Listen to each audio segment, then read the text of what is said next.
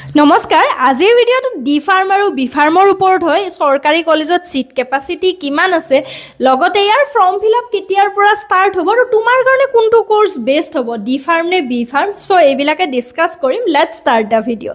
আমাৰ অসমত তোমালোকে Srimanta Sankardev university and health সায়েন্সৰ আন্ডাৰত লগতে ডিব্ৰুগড় ইউনিভাৰ্চিটিত আৰু আসাম ইউনিভাৰ্চিটি শিলচৰত এই কোৰ্সটো কৰিব পাৰা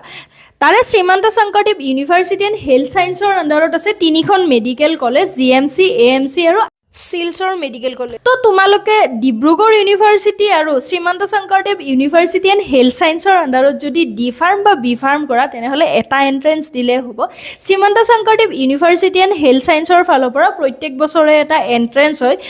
ইয়াৰ ফৰ্ম ফিলআপ প্ৰায় এপ্ৰিল মে মানৰ পৰা ষ্টাৰ্ট হয় Srimanta Sankardev university and health সায়েন্সৰ আন্ডাৰত তোমালোকে যদি কৰিব বিচাৰা তেনেহ'লে ইয়াৰে যিটো অফিচিয়েল ৱেবছাইট আছে তাত গৈ মাজে মাজে ইয়াৰে লিংক ওপেন হৈছে নে নাই চেক কৰি থাকিবা বাৰু যিয়ে নহওক এতিয়া আহিল ইয়াৰে ফিজ ষ্ট্ৰাকচাৰৰ কথা তোমালোকে যদি ডি ফাৰ্ম কৰা তেনেহ'লে তোমালোকৰ চৰকাৰী জিএমচি এএমচি তাত প্ৰায় 20,000 মানৰ ভিতৰত খৰচ হৈ যাব আকৌ তোমালোকে বি ফাৰ্ম যদি কৰা তেনেহ'লে খৰচ পৰিব 30 to 33,000 ৰ ভিতৰত জিএমচি এএমচিত খৰচ পৰিব তোমালোকে যদি ডিব্ৰুগড় ইউনিভাৰ্চিটি বা আসাম ইউনিভাৰ্চিটিত কৰা তেনেহ'লে তোমালোকৰ প্ৰায় 3 লাখ মানৰ ভিতৰত খৰচ আহি যাব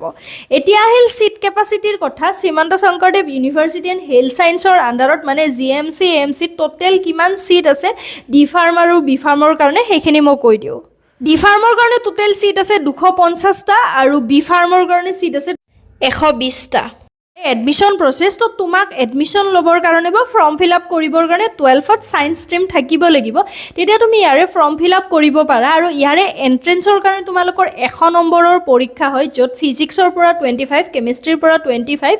ইংলিছৰ পৰা 25 আৰু বায়োলজি আৰু মেথছ এই দুটাৰ মাজত অপচন আছে তুমি যিখন দিব বিচাৰা সেইখন দিব পাৰা তো তাতেও 25 মাৰ্ক থাকিব এনেকৈ তোমালোকৰ 100 মাৰ্কৰ এখন পেপাৰ থাকিব য'ত নেকি এমসিকিউ হ'ব আৰু এক্সাম চেণ্টাৰ ক'ত ক'ত আছে সেইখিনি কৈ দিও তেতিয়া তোমালোকৰ সুবিধা হ'ব নিজৰ হোম টাউনৰ ওচৰত তুমি চাই ল'ব পাৰা যে তোমাৰ এক্সাম চেণ্টাৰ আছে যদি তাতে তুমি দিব পাৰিবা ইয়াতে তোমালোকৰ এক্সাম হ'ব গুৱাহাটী ডিব্ৰুগড় লখিমপুৰ যোৰহাট নগাঁও বৰপেটা কোকৰাঝাৰ ডিফু ধুবুৰী আৰু তেজপুৰত তুমি চাই ল'বা যে তোমাৰ কোনখনত ওচৰ হয়